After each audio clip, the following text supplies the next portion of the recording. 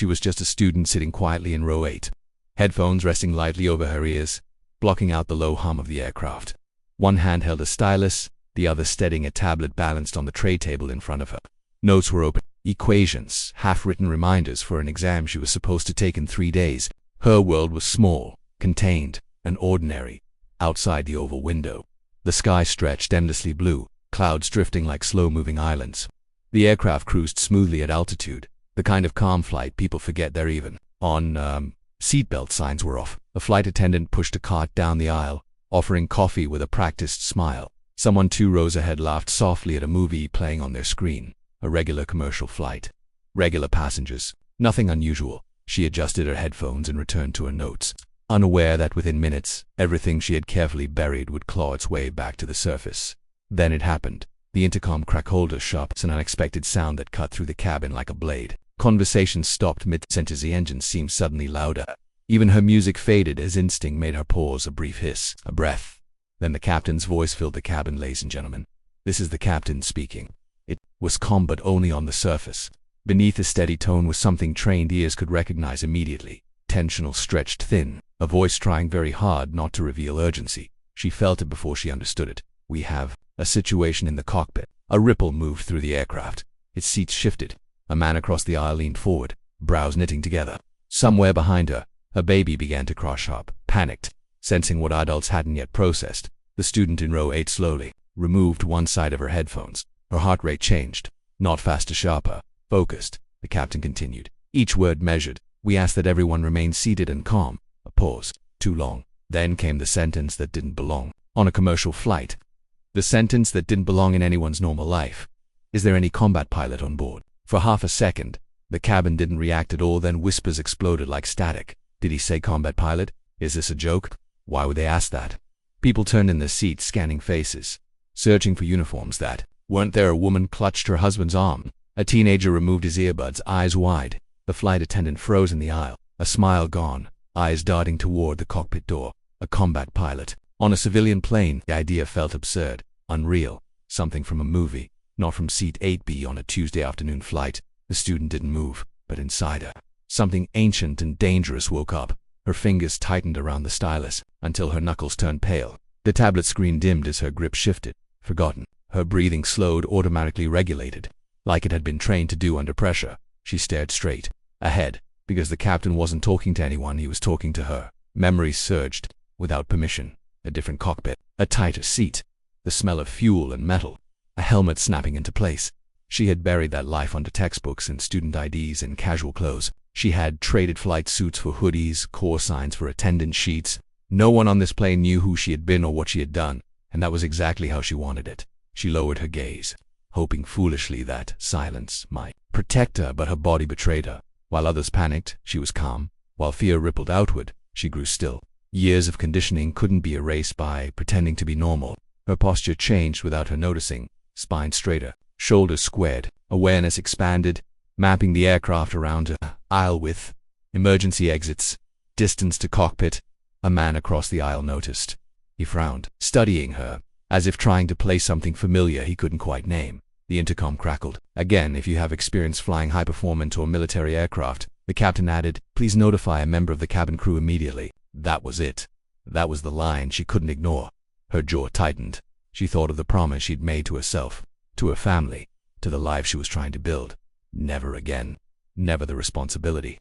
Never the weight of hundreds of lives depending on a single decision. She was just a student now, just a girl in row 8. But the aircraft jolted suddenly hard enough to send a tremor through the cabin. A few passengers gasped. Overhead compartments rattled. The baby's cry turned into full panic. And in that moment, she knew you can leave the sky, but the sky never leaves you. She raised her hand.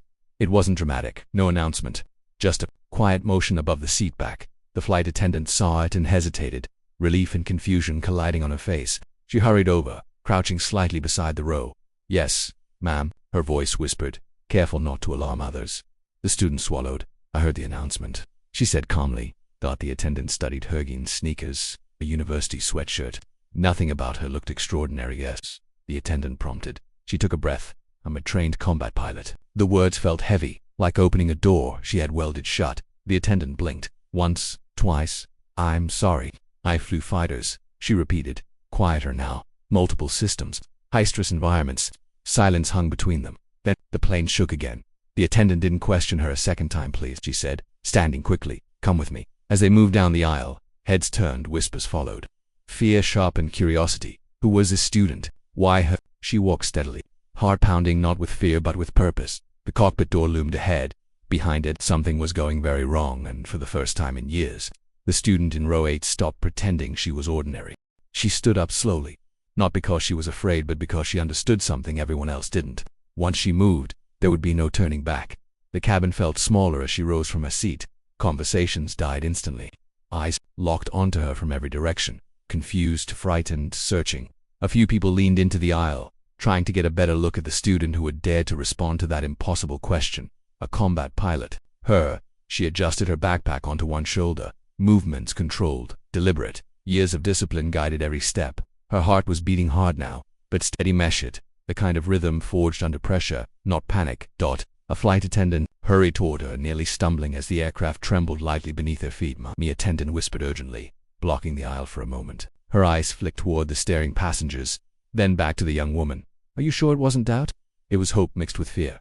The student met her gaze. Yes, she said. Her voice didn't shake. I flew fighters for 5 years. The words fell into the cabin like a dropped object, solid, undeniable. For a moment, no one spoke. The man across the aisle exhaled sharply. A woman pressed a hand over her mouth. Even the crying baby seemed to quiet, as if the plane itself was listening. 5 years. Not a hobby, not a simulator. Real aircraft, real missions, real consequences. The flight attendant swallowed, nodded once, and stepped aside. This way, she said. Please. As they moved down the aisle, the whispers followed. Did you hear that? She doesn't look old enough. Is this really happening? She ignored them all. Her focus narrowed, vision sharpening. Every vibration of the aircraft, every change in engine tone, every subtle shift in pitch registered instantly. Her body remembered what her mind had tried to forget. The cockpit door stood at the front like a sealed vault. The flight attendant knocked sharply, then entered a code. The door opened and the reality inside hit her harder than she expected. The co-pilot was pale, almost gray. Sweat beaded on his forehead. His uniform collar loosened. His hands hovered over the controls, not because he was calm, but because he was overwhelmed. Warning lights blinked across the instrument panel. Like a city in crisis. Red, amber, flashing symbols she hadn't seen in years, but the language was still familiar. The smell of electronics and recycled air mixed with something sharper. Stressed, the captain turned toward her.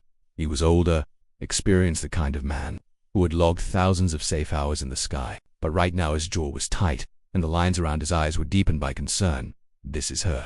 He asked the attendant. Yes, sir. The captain studied her for a brief moment, not dismissively, but precisely. He wasn't judging her age or appearance. He was assessing presence. Close the door, he said. The latch sealed with a heavy click, cutting off the cabin noise. The cockpit suddenly felt like a different world, isolated, intense, alive. The plane jolted again, harder this time. The co-pilot cursed under his breath.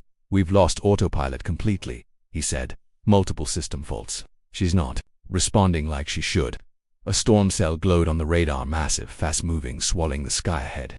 Turbulence indicators spiked. They were running out of time. The captain looked back at her.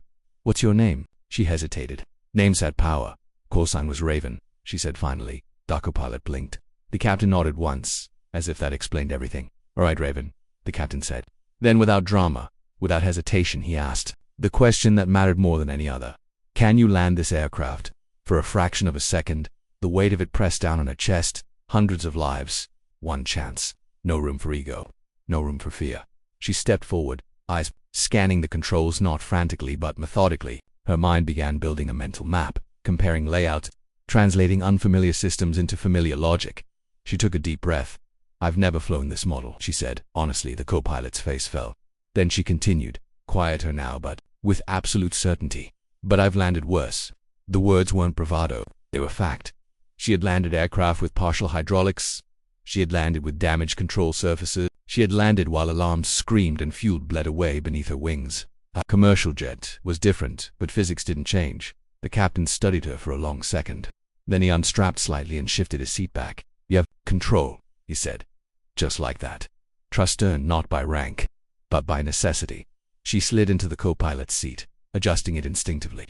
Her hands hovered over the controls, not touching yet. feeling the aircraft through vibration, through resistance, listening. "All right," she said calmly. "Talk to me. What failed first?" The co-pilot blinked, then snapped into action, relieved to have direction. Autopilot disengaged suddenly. Then flight control computers started throwing faults. "We're compensating manually, but the aircraft's fighting you," she finished. He nodded. She exhaled slowly. "Oh, okay, we stopped fighting it." She placed her hands on the controls. The aircraft responded not smoothly, but honestly. Outside, thunder rolled inside the cockpit. Something shifted. Fear gave way to focus. The student from row 8 was gone. The combat pilot was back. Lightning cracked across the sky, tearing open the clouds like a violent wound. For a split second, the cockpit was flooded with white light. Every dial and switch sharply illuminated before plunging back into darkness. Then the alarms screamed. Not one, not two, a chorus of warning tones, overlapping, relentless, demanding attention all at once. The aircraft shuddered violently, turbulence slamming into the fuselage as if the storm itself was trying to tear the plane apart. The nose dipped, then lurched upward. The controls pushed back against her hands, heavy and resistant. The co-pilot grabbed the armrest, knuckles white. "Jesus," he muttered. She didn't react. She adjusted her seat. It was a small movement, almost invisible but deliberate. She slid it back half an inch, lowered it slightly, aligned her posture with the instrument panel. Her helmet wasn't there. No visor, no flight suits, just borrowed headphones in a commercial cockpit. But her body didn't care. Muscle memory snapped into place. She studied the controls. Not frantically, not emotionally. Her eyes moved with purpose left to right, top to bottom, absorbing data, translating unfamiliar layouts into principles she understood. Altitude, airspeed, attitude, power, wind. Sheer warnings pulsed on the display. Her training didn't arrive like a memory. It arrived like a switch-flipping hand, steady. Voice calm. "Okay," she said evenly, as if they weren't flying through a violent storm at tens of thousands of feet. "We're not chasing the aircraft. We fly." The numbers. The captain watched her closely. He had flown through storms before, but never with systems failing this badly. Another burst of turbulence slammed the plane sideways in the cabin. A scream cut through the air. She didn't hear it. Her world had narrowed to instruments and instincts. "Air traffic control," she said. "Patch them through." The co-pilot moved fast, grateful to be given something to do. His fingers danced over the radio panel. "ATC. This is Flight 732 declaring emergency Flight 732. We have you," came the voice through the headset. "Com, but urgent. Radar shows severe weather around your approach. State your intentions." Chechu leaned forward slightly. "This is acting pilot," she said.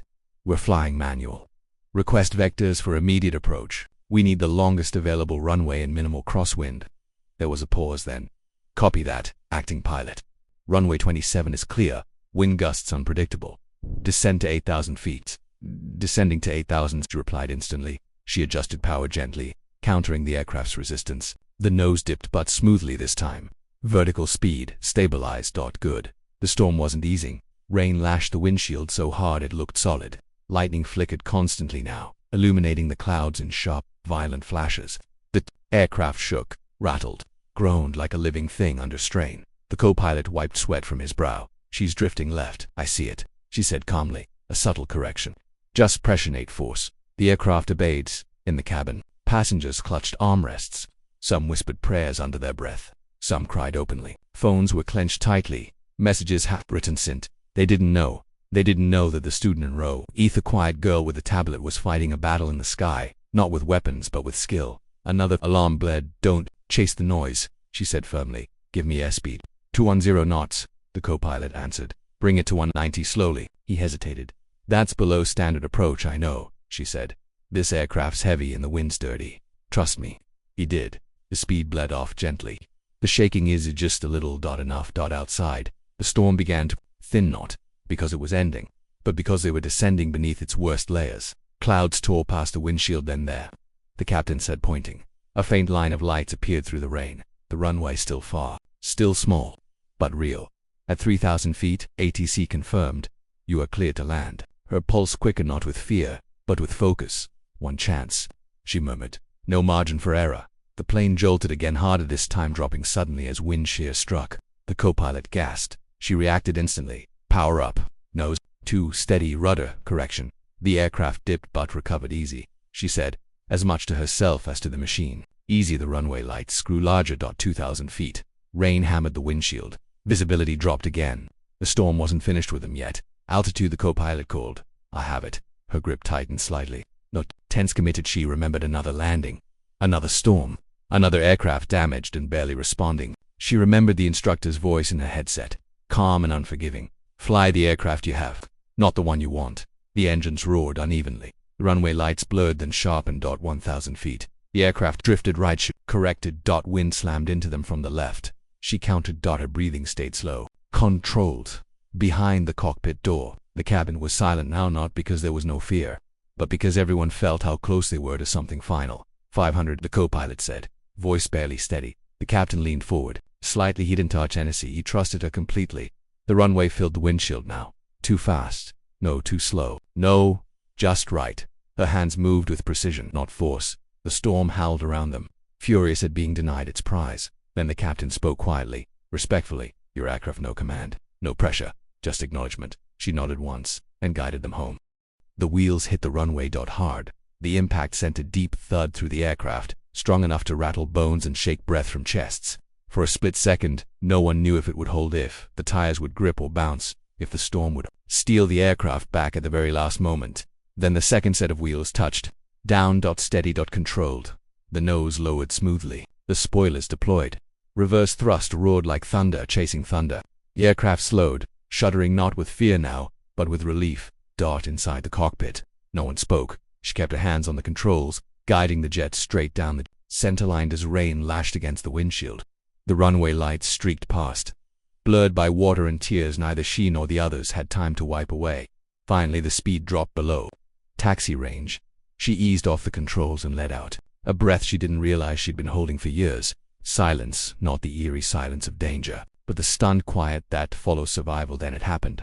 From behind the cockpit door came a sound that started as a murmur and exploded into something unforgettable. Applause. It rolled through the cabin like a wave. People clapped, shouted, cried, and laughed hysterically. Others covered their faces and sobbed openly. Strangers hugged without asking permission. Hands shook. Prayers were whispered, some finished. Some broken by tears. A woman dropped to her knees in the aisle. A man pressed his forehead against the seat in front of him, whispering thank you over and over to no one in particular. Life fragile. Miraculous life had been handed back to them. In the cockpit. The captain unstrapped slowly. For a long moment, he simply looked at her. Then he stood. He straightened his uniform, took one deliberate step forward and raised his hand. He saluted her. Not casually, not symbolically. A full, formal salute. One pilot to another. The co-pilot followed. Neither man spoke. They didn't need to. Respect filled the cockpit like oxygen. You brought them home, the captain said quietly. She nodded once. Team effort, she replied. But they both knew the truth. The door to the cockpit opened. The sound hit her all at once. Applause, cheers, crying, shouts of gratitude. People surged forward instinctively, stopping only because they had nowhere to go. Eyes locked onto her, the quiet student from R08.